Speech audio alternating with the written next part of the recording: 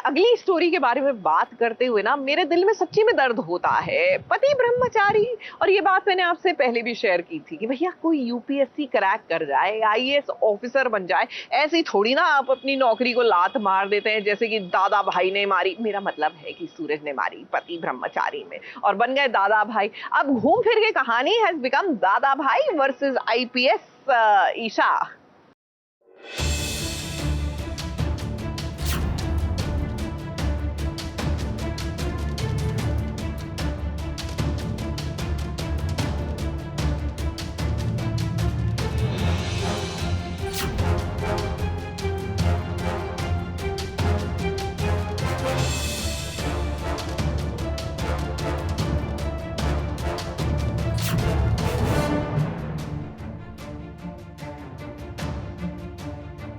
जब से थानेदारनी बनी है ईशा, मानो सूरज का जीना मुश्किल हो गया है। अब एक केस ऐसा आया जिसमें एक बेटे ने अपने बाप पर ये इल्जाम लगाया कि उसने अपने ही पोते को किडनैप कर लिया। जहां बेटा गया ईशा के पास अपनी शिकायत लेकर और बाप पहुंचा सूरज के पास, तो बताइए यहाँ न्याय कौन करेगा। अब गुस्से में ईशा सूरज के घर पहुंच गई ये कहने के लिए कि वो पुलिस के काम के बीच में आ रहा है। अपने ही पोते को किडनैप करने के केस में ईशा ने उस आदमी को गिरफ्तार भी कर लिया, वो भी सूरज के सामने।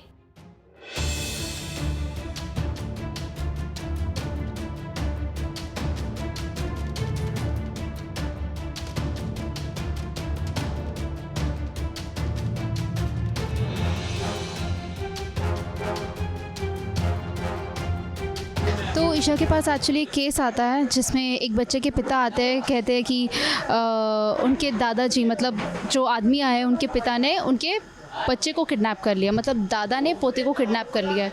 तो ईशा भी शॉक हो जाती है और वो दादा पोते दादा भाई के पास आए होते हैं इंसाफ के लिए कि मेरे बेटे ने एफआईआर कर दी।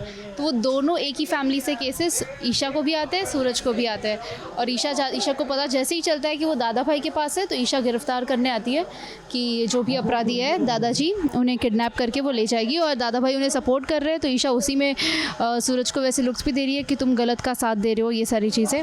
अब देखिए यहाँ पर कहानी जैसी दिखाई जा रही है वैसी बिल्कुल भी नहीं है। आप लोग सोच रहे होंगे कि भाई एक आदमी अपने पोते को क्यों किडनैप करेगा। बात तो बिल्कुल सही है। इस सूरज को ये सारी सच्चाई पता है कि आखिर यहाँ पर चल क्या रहा है, और जब उसने ईशा को बताया तो ईशा भी दंग रह गई। अब माजरा ये है कि एक पोते को उसके दादाजी से दूर किया जा रहा है और सूरज ने बस उस आदमी की मदद की है। अब बताइए इसमें कोई गलत बात तो है नहीं।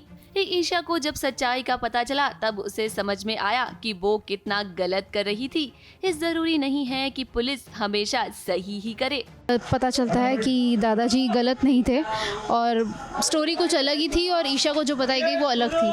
तो इसी वजह से ईशा गिरफ्तार करने आती है, जो कि फिर ले जाती है वहाँ स्टेटमेंट देने के लिए। तो मतलब इन शॉर्ट गलती किसी की भी नहीं थी, ईशा ने सीधी जो बात आई वो मान ली। सॉफ्ट कॉर्नर तो वैसा देखा जाए तो नहीं है, बस ये है कि हाँ ईशा को अपनी गलती का रियलाइज़ हुआ कि हाँ मैंने तुरंत नहीं सुननी चाहिए बात। बट सॉफ्ट कॉर्नर चीज़ नहीं कि ईशा को दादा भाई तो नहीं पसंद है। सूरज ईशा की कहानी अब ऐसी हो गई है कि दोनों एक दूसरे के आमने सामने तो हैं, लेकिन दोनों ही कोई गलत काम नहीं करना चाहते हैं। हाँ, ईशा का तरीका अलग है और सूरज का तरीका अलग, लेकिन इसका मतलब ये नहीं कि सूरज गलत है। फिलहाल तो हम यही कहेंगे कि सूरज और ईशा कुछ इसी तरह रहने वाले हैं, क्योंकि दादा भाई को एक कभी नहीं अपनाएगी ईशा। मुंबई से सोनू शुक्ला के साथ एबीपी न्यूज रिपोर्ट।